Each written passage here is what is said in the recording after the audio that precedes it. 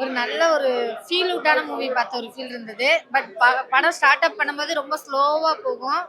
ஆனா எண்டிங்ல நம்மளுக்குள்ள நம்ம முன்னாடி அதாவது எப்படின்னா நம்ம ஸ்கூல் படிக்கிறதுல இருந்து வீட்ல இருந்து ஒரு விஷயம் யோசிச்சுட்டே இருப்போம்ல. அந்த ஒரு விஷயத்த ஃபுல்ஃபில் பண்ண மாதிரி இருந்தது. உண்மையிலே சித்தார்த்தோட ஆக்டிங் சூப்பரா இருந்துச்சு. அந்த ஸ்கூல் நான் ரொம்ப நாள் கழிச்சு ஒரு நல்ல ஃபீல் அவுட்டான ஒரு ஃபேமிலி மூவி பார்த்த மாதிரி ஒரு ஃபீல் இருந்தது. உங்களுக்கு ஃபைட் இருக்காது, ரொமான்ஸ்லாம் அந்த மாதிரி சீன்ஸ்லாம் அதிகமா இருக்காது. அதே மாதிரி மாசு காட்டுறதுக்காண்டி தியேட்டர்ல போயிட்டு ஆய்பின்னு கத்துற மாதிரி அந்த மாதிரி எதுவுமே இருக்காது. ஒரு நல்ல ஓல்டு மூவி, ஃபீல் அவுட்டான மூவி. ரொம்ப என்டர்டைன்மெண்ட்லாம் நீங்க பண்ண முடியாது. ஆனா பட் உள்ளுக்குள்ள நம்ம உள்ளுக்குள்ள ஒரு ஃபீல் பண்ணிட்டே இருப்போம்ல, அந்த மாதிரி ஒரு ஃபீல் அவுட்டான மூவி மாதிரி. எனக்கு வந்து ஆக்சுவலி சித்தார்த் சாரோட ஃப்ரெண்டுன்னு சொல்லிட்டு ஒரு கேரக்டர் ஒன்று வரும். ஆக்சுவலி காலேஜ் படிக்கும்போது அவங்களோட ஆக்டிங் ரொம்ப நல்லா இருந்த மாதிரி இருந்தது. சூப்பரா இருந்துச்சு.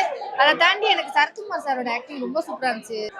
அது கன்ஃபார்மா எனக்கு அதுல ரொம்ப பிடிச்சிருச்சுன்னா வாடகை வீட்டுக்கு போயிருப்பாங்க. அப்ப ஹவுஸ் ஓனர் பேசுற விதமா இருக்கட்டும், என் பொண்ணு படிக்கிறதா இருந்தா மாடி என் பொண்ணுக்கு மட்டும்தான், உன் பையனுக்கு கிடையாது அப்படின்னு சொல்ற விதமா இருக்கட்டும். சின்ன சின்ன விஷயங்கள் நம்ம கண்டிப்பா பேச்சுலரா இருந்தாலும் சரி, இல்ல ஒரு ஃபேமிலியா இருந்தாலும் சரி, ஒரு வாடகை வீட்டுல என்னென்ன பிரச்சனைகள்லாம் வரும்ன்றது எல்லாருக்குமே தெரியும். ஸோ அதை ஸ்க்ரீன்ல பார்த்தா ரொம்ப நல்லா இருந்தது.